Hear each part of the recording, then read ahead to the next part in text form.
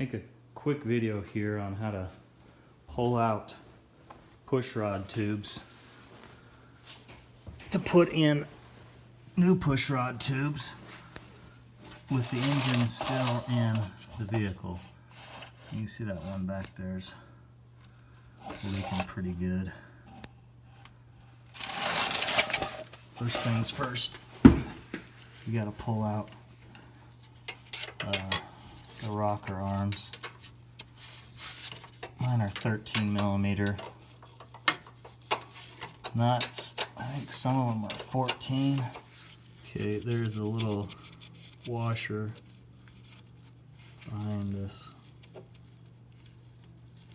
rocker arm nut here.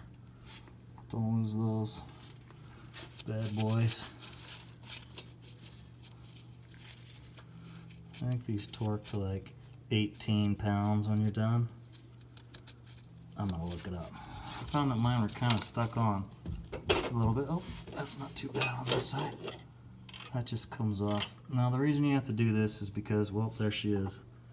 You gotta get the push rods out that go through the push rod tubes, otherwise you'll bend your push rods. Obviously that's not what we want. So I'm gonna try to keep these in the same order as I pull them out. So I'll pull all of those push rods out. Okay, so I just lay them up here. There's the left side, the driver's side. And so this would be, what is that, the number 4 cylinder? I can't remember. But there's a pair right there, intake, exhaust. And then the other side, just trying to keep it all the same. There's my push rod tubes, and I thought this is going to be the hard part, but it really isn't. Got a pair of locking pliers. These crush really easily.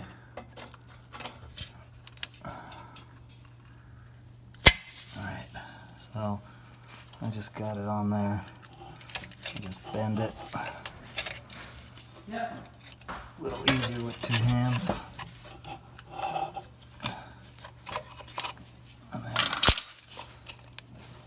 once you get it bent, it just comes out.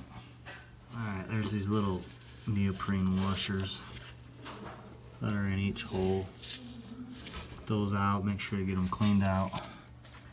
Should get out of both sides. Yeah, there's the other one.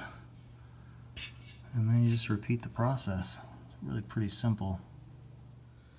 And there you have all the old pushrod tubes. See, some of these were leaking pretty good. I'd get home from a drive and there'd be smoke pouring out the bottom of the engine and up through the back by the fan. Here's an assembled pushrod tube. So you've got the long shaft, the short shaft that goes inside of this one, spring in the middle. Lubricate these with fresh oil. They go around these 2 rings here. Got to kind of stretch them. They include some extras in the packaging. I bought empties, I guess in case you break them. And then I lube these as well. The washer only goes on the one end, so the short end doesn't get a washer as per the instructions. Washer, oil seal.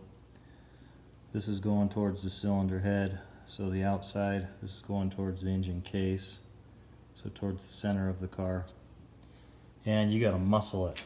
Boy, I didn't film it because it requires 2 hands and it's nearly compressed all the way down. So let me show you what it looks like installed in the vehicle. Well, there's no way around it. This kind of sucks, compressing these things in. Just manhandle it. But what you want to do is make sure you rotate these, because you'll see right there the gasket, or the O-ring, whatever that thing is, gasket is coming out. So I've just been pulling back on this with some pliers. And it pops into place. You can see that. So I'll rotate them all around both sides, make sure that gasket's sealed, and then call it good. Quick little tip on getting this last one in. All these other ones you can come in at an angle and clear this heater box. This last one, you come in at an angle, you can't get it in here. So you got this in here, you're trying to compress it and get it to clear this. You got to bring it clear up as high as you can here to where this is most narrow. And just squeeze past that, and you'll be able to work it and seat it into place. Okay, took it on drive. I don't see any leaks. So far so good. Next project is replace that thermostat. It's sprung. Thanks for watching.